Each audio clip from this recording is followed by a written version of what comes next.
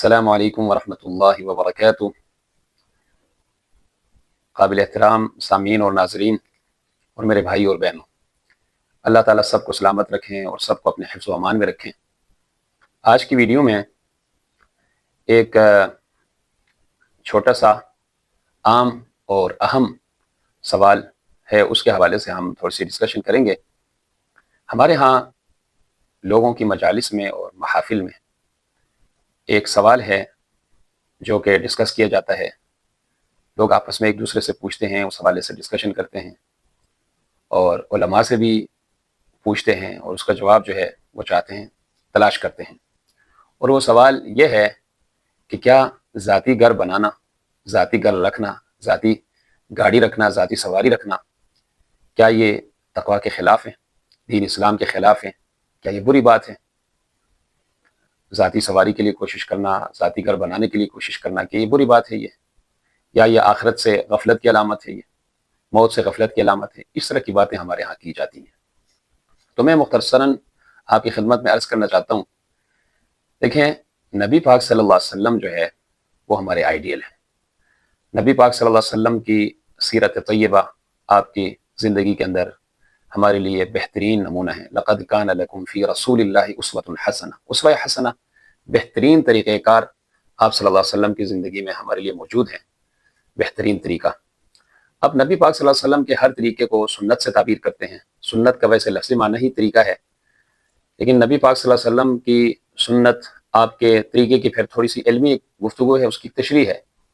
سنت ہدا اور سنت عادیہ، سنت زوائد یعنی امور عادیہ وغیرہ، اور پھر ان کی قسمیں اور ان کی تعریفات، پھر ان کی تشریحات، یہ تھوڑی سی تفصیلی گفتگو ہیں۔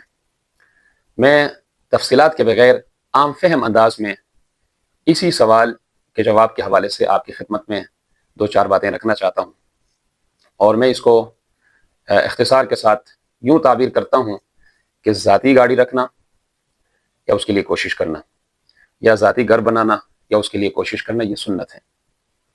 سنت کیوں ہے؟ کہ نبی پاک صلی اللہ علیہ وسلم جب مکہ المکرمہ میں تھے تو آپ اپنے ذاتی گھر میں تھے، اور جب آپ ہجرت فرما کر وہاں پر مدینہ المنورہ تشریف لے گئے تو وہاں پر کسی کے گھر میں نہیں رہے۔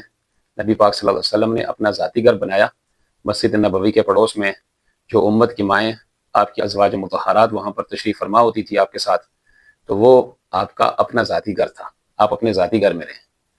تو ذاتی گھر رکھنا یہ آپ صلی اللہ علیہ وسلم کی عادت شریفہ میں سے ہے، عادت شریفہ میں سے ہے۔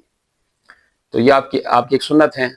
بہرحال پھر اس پہ کہ یہ سنت زوائد ہیں، اس پر پھر احکامات کیا ہیں کیا نہیں، یہ تفصیلی گفتگو ہے، لیکن بات یہ ہے کہ ذاتی گھر بنانا، اس کے لیے کوشش کرنا، یہ بھی ایک سنت ہے، کیونکہ نبی پاک علیہ السلام اپنے ذاتی گھر میں رہے۔ اور اسی طریقے سے ذاتی سواری رکھنا یا اس کے لیے کوشش کرنا، یہ بھی سنت ہے، کیونکہ نبی پاک صلی اللہ علیہ وسلم کے پاس اپنی سواری ہوتی تھی۔ نبی پاک صلی اللہ علیہ وسلم کے پاس اونٹنی تھی، نبی پاک صلی اللہ علیہ وسلم کے پاس ذاتی گھوڑے تھے، نبی پاک صلی اللہ علیہ وسلم کے پاس ایک بڑا سفید اچھا ایک گدھا تھا جو بطور گفٹ یعنی تحفتاً آپ صلی اللہ علیہ وسلم کے پاس ہی آیا تھا۔ اس طرح کی آپ علیہ السلام کے پاس ذاتی سواری تھی۔ نبی پاک صلی اللہ علیہ وسلم مکہ المکرمہ سے ہجرت کر کے جب مدینہ المنورہ تشریف لے گئے تو اس وقت بھی اپنی ذاتی سواری پہ تشریف لے گئے تھے۔ تو بہرحال مختصراً یہ بات ہے کہ یہ کوئی تقویٰ کے خلاف نہیں ہے، یہ کوئی آخرت سے غفلت کی کوئی علامت نہیں ہے۔ ہاں اتنی بات ہے کہ اگر کوئی بندہ ذاتی سواری یا ذاتی گھر اور اس پہ اتنا مگن ہو جائیں کہ سب کچھ بھلا دے، پھر اس کے علاوہ جو ہے جو اس کو نہ کوئی آخرت یاد آئے، نہ کوئی اللہ یاد آئے، نہ کوئی اس کو دین یاد آئے، نہ کوئی قرآن یاد آئے، تو سب کچھ اسی کو مقصد بنا کے اپنی زندگی کی ساری جمع پونجی اسی پہ لگا دے، اسی کے لیے کوشش کرے، تو یہ بری بات ہے، تو یہ پھر اچھی بات نہیں ہے، پھر یہ فائدے کی بات نہیں ہے۔ اب یہاں پر یہ بات بھی ہے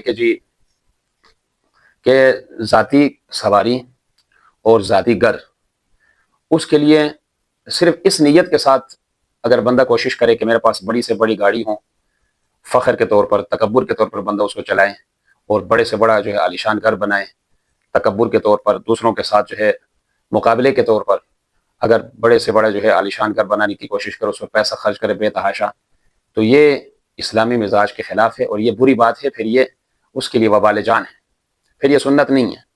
جیسے ہمارے ہاں لوگ کرتے ہیں کہ جو ایک باہر کا گیٹ لگاتے ہیں اس پہ لاکھوں روپے خرچ کرتے ہیں، لاکھوں کا حساب، لوگ لاکھوں کا سرمایہ صرف باہر کے مین گیٹ پہ لگاتے ہیں.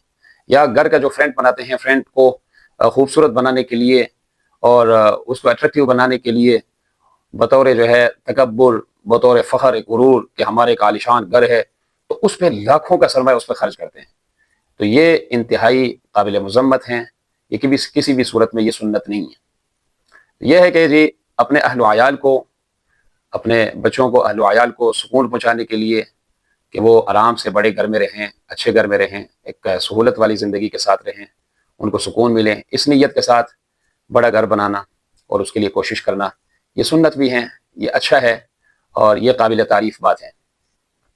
نبی پاک صلی اللہ علیہ وسلم نے وضو کے بعد ہمیں ایک دعا سکھلائی ہے کہ اللہم اغفر لی ذنبی ووسع لی فی داری وبارک لی فی رزقی، کہ اے اللہ میرے گناہوں کو معاف فرما دے اور مجھے کشادہ گھر یعنی بڑا گھر عطا فرما دے. تو اب وضو جو ہے، ہر نماز کے لیے وضو کرنا یہ اچھی بات ہے. پہلے سے وضو ہو، وضو کے اوپر وضو کرنا یہ نور علی نور ہے. تو جب بھی پھر بندہ وضو کرے اس کے بعد پھر یہ دعا پڑھنے کی ترغیب ہے.